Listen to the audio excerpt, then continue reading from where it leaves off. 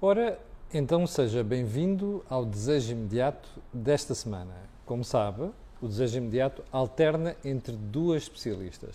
Doutora Nunes, mais conhecida e carinhosamente por si como Doutora Nunes, e Maria do Céu Santo. A doutora Alexandra Nunes é psicóloga clínica, a doutora Maria do Céu Santo é obstetra, ginecologista. E qual é o tema desta semana? A morte, sobretudo, explicada às crianças.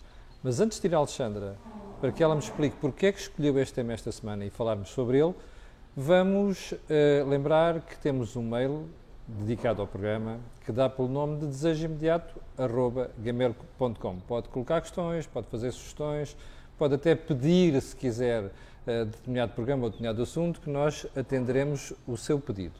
Bem, Alexandra, vamos lá tentar perceber, até me custa falar do tema, vamos lá tentar perceber porque é que tu escolheste a morte. Sim. Para já, vamos tentar perceber a morte limitada a um círculo, né, que é as crianças, Sim, não é necessariamente a morte em geral. Sim, sim. A morte explicada às crianças, como é que ela deve ser explicada. Para já, Camilo, porque de facto nós nunca, em termos de mídia, nunca ouvimos falar tanto ao nível de perdas ou de hospitalizações quanto nas nossas casas. Isso entrou no último ano. Então, de alguma forma, foi um tema E sobretudo pessoas mais velhas. Mais velhas, sim. Por quem às vezes as crianças têm um carinho especial. Eu tenho amigos cujos filhos perderam os avós, portanto, os pais deles. E dizem-me que foi um drama e um trauma muito grande. Sim. E, portanto, foi também um tema muito trazido para as consultas de psicologia. Portanto, tu notaste isso nos teus pacientes? Notei. Ou seja, a nível da hospitalização, seja a nível de morte. Okay. Né? E, portanto, e de perdas mesmo, não é? Portanto, no fundo, aquilo que muitas vezes ocorreu foi como é que eu explico, como é que eu digo ao meu filho, aos meus filhos, e depois aqui temos também ter em linha de conta a idade na qual eles estão e da forma com que, na realidade, essa explicação possa ser dada. Não é? A questão é saber se são muito pequeninos ou se são mais crescidos, não é? Sim. Então vamos aos mais pequeninos. Sim. Daqui os mais pequeninos temos que, e aí em casa, antes, até aos 2 anos, de facto, a criança ou o bebê não tem essa percepção em termos de morte. Ou seja, o que pode efetivamente a criança perceber é alguma mudança ao nível das rotinas diárias. Não há uma conceptualização em termos da morte, mas pode efetivamente haver, ao nível sensorial, memórias físicas e ao nível das sensações dessa altura em que tudo muda um pouco à volta. O que tu queres dizer com isto, para a linguagem simples, é a criança não percebe que alguém morreu. Sim. Percebe que alguém falta ali, na sua rotina. Sim.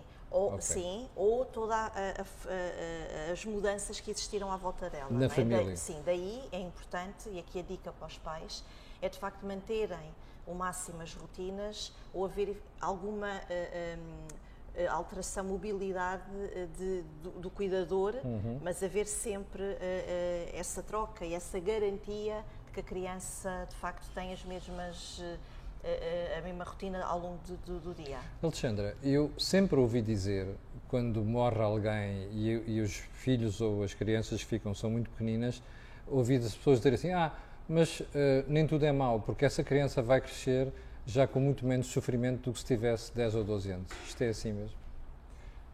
Não propriamente, não é? Até porque... São aqueles dizeres populares que não têm base. Sim, não há aqui uma psicologia de senso comum. Pois, exatamente. Não é? Porque isso acaba por ser, de facto, muito relativo e também temos de ter em linha de conta a própria aproximação que a pessoa que se perdeu tem da criança ou do adolescente. Não é? Pronto, agora, algo muito importante a ser feito é sempre a verdade. Seja ao nível da doença, seja ao nível da morte propriamente dito. E ser claro de que, na realidade, a pessoa que morreu não vai voltar.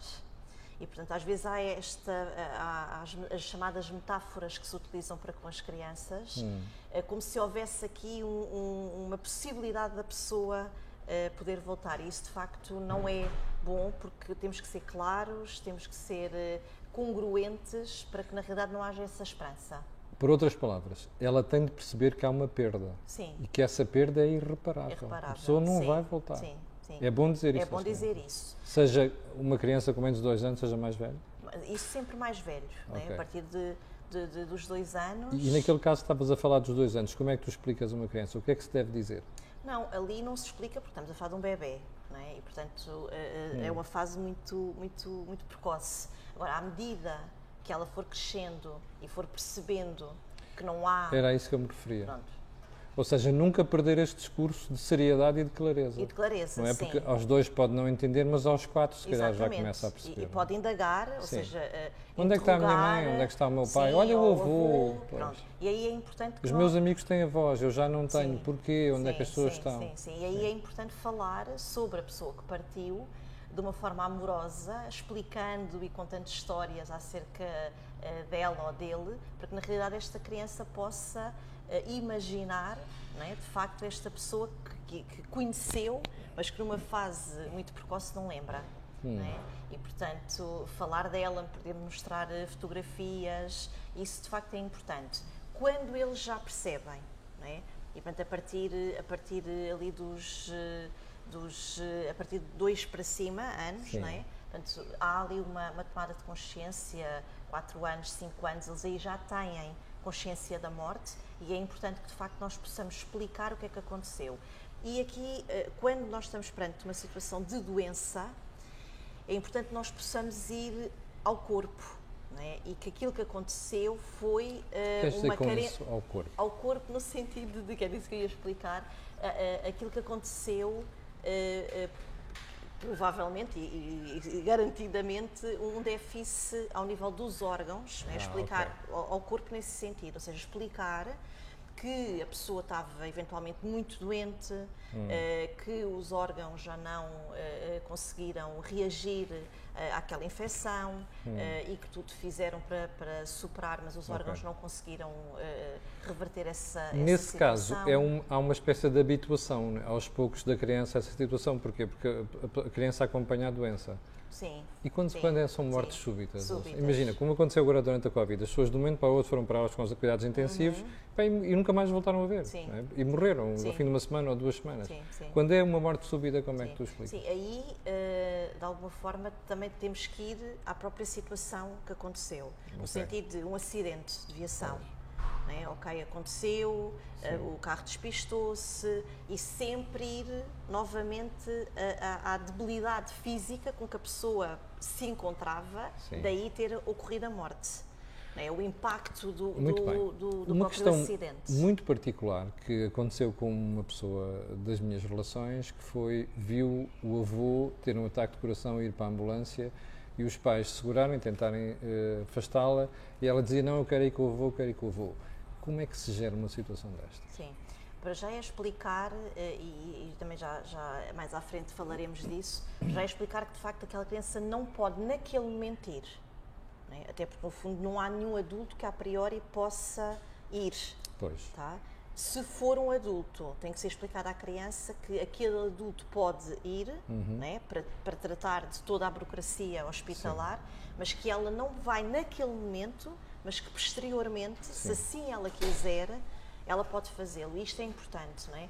Nas situações em que há hospitalização ou mesmo que haja, a pessoa fique em casa, mas está doente, é importante respeitar aquilo que a criança quer. É importante o adulto explicar à criança de como é que eles poderão encontrar aquele adulto mais doente, mais debilitado, com tubos, em oxigênio. Uma cena que a pessoa não está habituada a ver. Sim, não é? E dizer à criança se mesmo assim a criança ainda quer ir ver. Né? Ou se quer eventualmente no impacto destas palavras terem nela, se ela não quer ir e se quer que nós possamos levar algo dela, um desenho,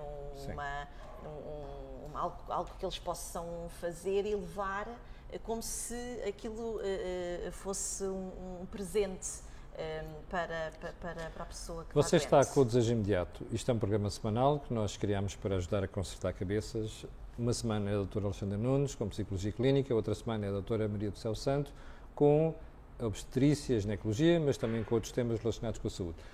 Alexandra, um problema muito concreto. A pessoa morreu. Como é que se gera isto? Sim. Pronto, mais uma vez, damos a oportunidade à criança de escolher. Porquê, Camilo? Porque muitas vezes... E estás a falar de que idade?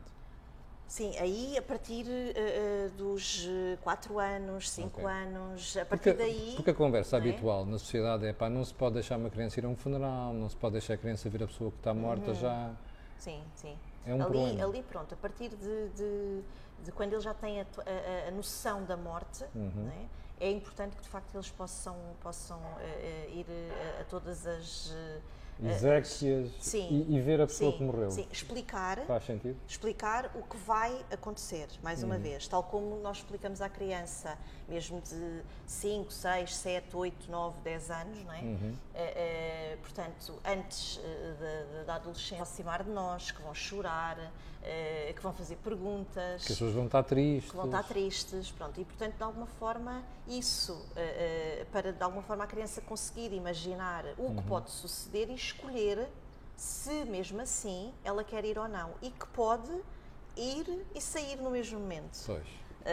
Sim. E que, ou seja, se não gostar do que está a ver, que não se sinta obrigada. Em casa pode dizer sim, eu quero, e depois chega à porta e não acontece e não quer ir lá dentro. Portanto, aí é sempre respeitar, de facto, aquilo que a criança possa querer. Porquê? Porque muitas vezes, Camilo, aquilo que se verifica é o adulto em terapia, muitas vezes verbaliza isso, eu não tive escolha. Pois. Ou o adolescente, não é? Eu não tive escolha, não me deram escolha, eu não pude escolher. Eu fui obrigado a fazer aquilo porque me impuseram. Exatamente. Pronto. Agora, no fundo, nós temos de ter aqui em consideração que os pais fazem tudo por amor e que naquele momento, por eles não terem partilhado ou pedido, ou aliás, sugerido, ou pelo menos dado aquele livre-arbítrio à criança ou adolescente de o poderem fazer, no fundo foi sempre num lugar de amor.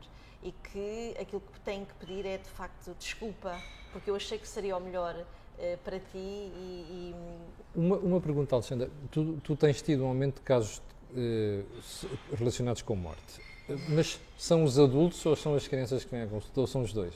Sim. Não, aqui muitas vezes o que acontece são os adultos que verbalizam, vêm por eles, não é? Por alguma dificuldade que estão a lidar com todo esse processo e depois aqui há alguma necessidade de poder também perceber como é que podem agir com os mais pequenos, não é? Por vezes, quando há algum receio, porque depois há sinais que também é importante estar atento, não é? Alguma maior agressividade, uma oscilação do humor, um afastamento significativo ao nível do estar, até mesmo muitas vezes com os pares, não é? A nível da adolescência. Sim, entre os amigos. Entre os amigos, pronto. E, portanto, no fundo, é problemas no estudo. Sim. Portanto, aqui, no fundo, também é estar atento, não é? E dar espaço para que sempre que aquela criança ou admire aquilo que sente. E um conselho, Alexandra, é mesmo para os professores, para quem educa, não é só para os pais. Claro. Porque às vezes as crianças não verbalizam isto em casa, mas nota-se na escola. Sim. E, portanto, no fundo, também é todo o contexto escolar e tendo em conta que os próprios educadores dirão aos próprios professores que, de facto, houve aqui uma perda, também eles estarem atentos a qualquer alteração de comportamento, nomeadamente a nível de distração, também de uma maior irritabilidade. E sim, sempre que acharem necessário poder pedir ajuda, é importante, não é? Porque, no fundo, nós, em outras situações médicas, nós também recorremos. Sim. Eu não sei se ainda tinhas mais algum ponto para pegar. Eu queria pegar na questão que era, para aquelas crianças mais crescidas, a partir dos 8 anos, 9 anos, mesmo na adolescência, depois da perda, como é que se gera isso? Mas eu acho que isso até merecia outro programa, suponho eu. Até porque estava a olhar agora aqui para o relógio, estamos mesmo a chegar ao final da edição de hoje.